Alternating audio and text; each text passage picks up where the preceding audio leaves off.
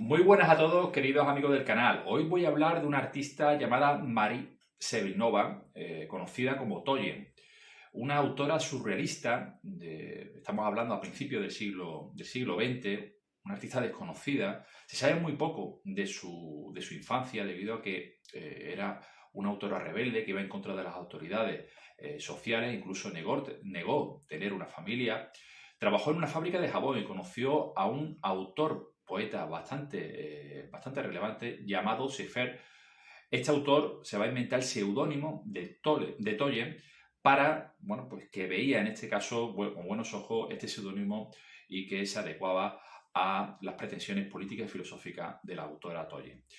Un artista que va a estudiar, se sabe también muy poco de su carrera artística, de su comienzo, aunque bueno, entre 1919 y 1920 va a estudiar en la Academia de Arte, Diseño y de Arquitectura de Praga, donde va a conocer a Stay Sky, un poeta que, bueno, pues ambos, este autor y la artista, Toyen, van a configurar el grupo Devisil en 1923, donde, bueno, pues esta autora va a ilustrar las poesías de este grandísimo autor, donde va a haber una carga erótica, después lo vamos a ver, bastante interesante, y sobre todo va a asociar el surrealismo, el movimiento surrealista con la abstracción, creando el movimiento artificialismo.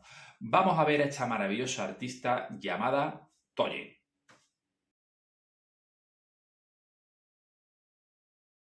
Figuras mágicas levitan por pasajes sombríos, acompañadas por animales fantásticos con formas de otra realidad.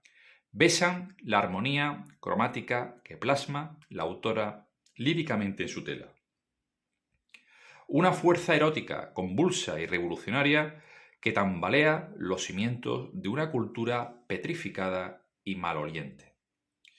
Una proyección creativa que ilustra los sueños carnales de una primavera rebelde, con una actitud experimental para encontrar los elementos constitutivos del universo. Pretendía la autora encontrar y radiografiar el elixir de la vida para transmutar a la muerte en una simbología lumínica hacia una nueva perspectiva.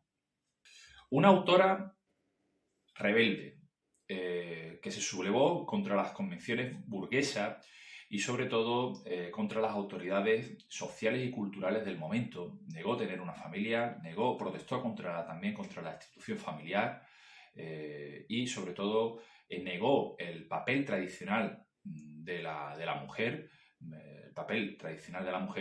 bueno, pues adoptando mediante la adopción neutral sin género, de ahí el seudónimo Toyen. Realizó numerosas ilustraciones eróticas en la revista poética de Star Sky, donde va a realizar pues, imágenes ilustrativas con una carga lasciva importante, donde va a manifestar esa revolución sexual a principios del siglo XX, tan importante, sobre todo esa revolución erótica y sexual, y también reivindicando pues, la figura femenina, esa libertad de la mujer, y sobre todo creando pues, unas obras mágicas y maravillosas con muchísimas influencias. Hay que tener en cuenta que también realizó ilustraciones para muchas ediciones del Marqués de Sade, de Justin, por ejemplo, y también trabajó para el Édice 69. Influencias, muchas, y aunque fue un artista muy personal, bastante personal, pero podemos ver, bueno, pues los destellos de grandes autoras, también rebeldes, y que transgredieron estéticamente dentro de la pintura, muy poco conocidas también, como Hill MacLean, Alois Corbaz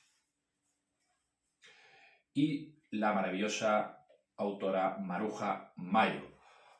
Bueno, pues autoras totalmente artistas con pretensiones muy similares de rebeldía y de ir contra el sistema establecido.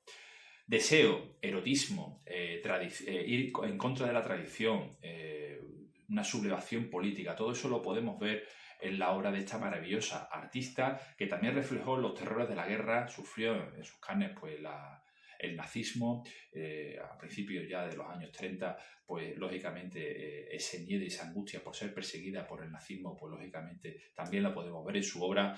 Y una autora que muere en 1980 en París. Una artista que hay que conocer y que todo creador tiene que tener en su cabecera para poder transgredir estéticamente y crear obras maravillosas. Si os ha gustado el vídeo, suscribíos a mi canal, dale al like, podéis encontrarme en Instagram. Hasta el próximo vídeo, un saludo.